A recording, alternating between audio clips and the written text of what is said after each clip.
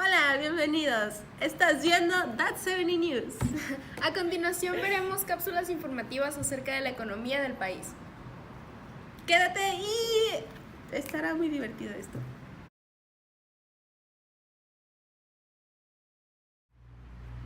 A continuación tenemos una invitada, Janet Wu, quien nos va a hablar acerca de los antecedentes de México.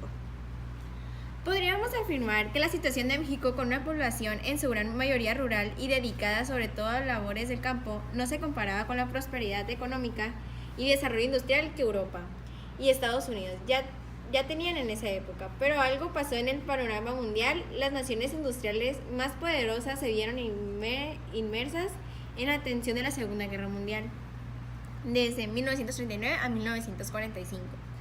Esta situación dio la oportunidad a México de implementar un modelo económico que basó su esperanza en el desarrollo de la industria, en lugar de adquirir productos del extranjero, básicamente de Estados Unidos de América. Como consecuencia de la situación mundial y debido a las estrategias que en su momento llevó a cabo nuestro país, de 1958 a 1970, se experimentó un crecimiento económico sin precedentes. Este fenómeno se caracterizó por bajas tasas de inflación. Se refiere a que no hubo incremento significativo de precios en bienes y servicios, y una gran estabilidad económica. Este periodo histórico de nuestra nación recibe el nombre de desarrollo estabilizado.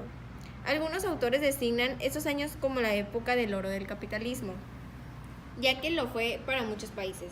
El crecimiento del Producto Interno Bruto en el caso de México fue un promedio de 3.4%, por lo cual se considera que nuestro país supo aprovechar el escenario de la economía mundial.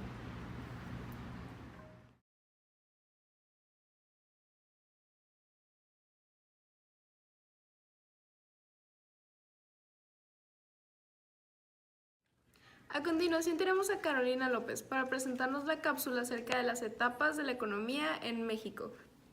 Muchas gracias.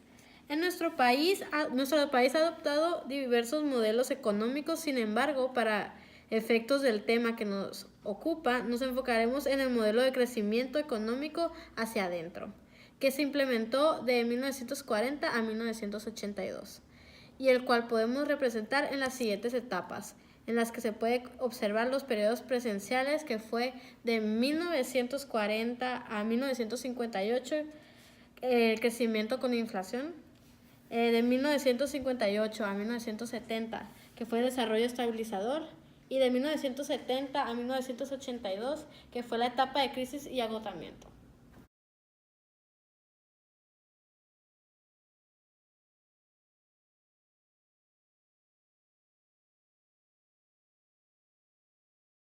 Una de las etapas de estos periodos fue el desarrollo estabilizador, o también llamado milagro mexicano, que fue un modelo económico utilizado desde 1940 hasta 1970 en nuestro país. Las bases de este buscan la estabilidad económica para lograr un desarrollo económico continuo, a lo que se refiere con mantener la economía libre de topes tales como la inflación, la devaluación del peso, el déficit de la balanza de pagos y otras cosas. Esta etapa empezó a partir de 1940 y se caracterizó por ser un crecimiento sostenido y por ser un cambio hacia la formación de la nación moderna e industrializada. Los sexenios que abarcaron este periodo fueron el de Adolfo Ruiz Cortines, el de Adolfo López Mateos y el de Gustavo Díaz Ordaz.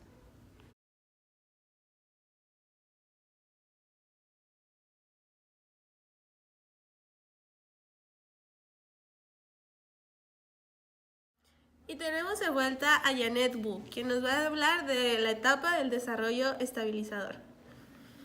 El 27 de septiembre de 1960 se nacionalizó la industria eléctrica y fue creado el organismo descentralizado denominado Compañía Mexicana de Luz y Fuerza, o Compañía de Luz y Fuerza.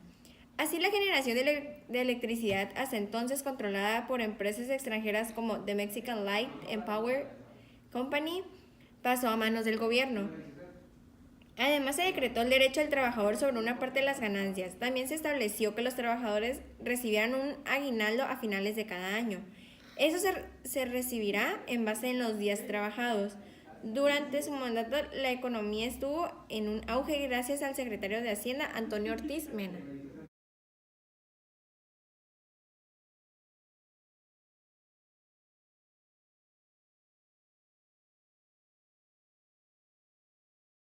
A continuación tenemos a Carolina Ramos, que nos va a hablar acerca de lo que propiciaron las etapas de crisis y agotamiento en México. En la época de los 60 empezaron a manifestarse una serie de síntomas que anunciaban una crisis económica que afectaría de manera global tanto al mundo capitalista como al socialista.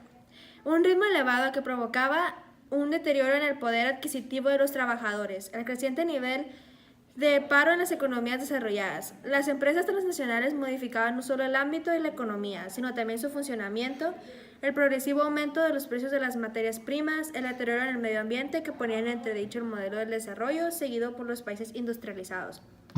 A partir de 1973, los países desarrollados tuvieron niveles de crecimiento bastante bajos, incluso negativos.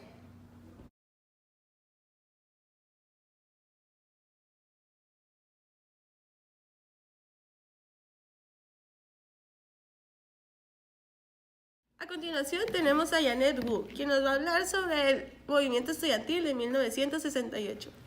Fue un movimiento social en el que además de estudiantes de la UNAM, la Universidad Nacional Autónoma de México y el IPN, el Instituto Politécnico Nacional, entre otras escuelas, participaron profesores, intelectuales, amas de casa, obreros, campesinos, comerciantes y profesionales en la Ciudad de México y estados como Coahuila, Durango, Michoacán, Nuevo León, Puebla, Oaxaca, Sinaloa y Veracruz, constituidos en el órgano directriz del movimiento denominado Consejo Nacional de Huelga.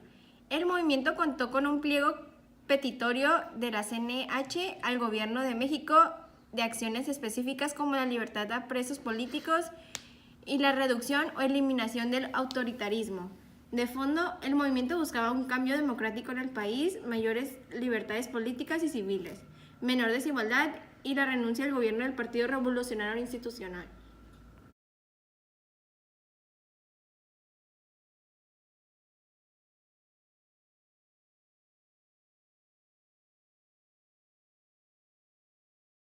¡Wow! ¿Cómo ha cambiado la economía de México en las últimas décadas? Y todo esto debido a diferentes factores, desde la Segunda Guerra Mundial hasta la matanza de Tlatelolco.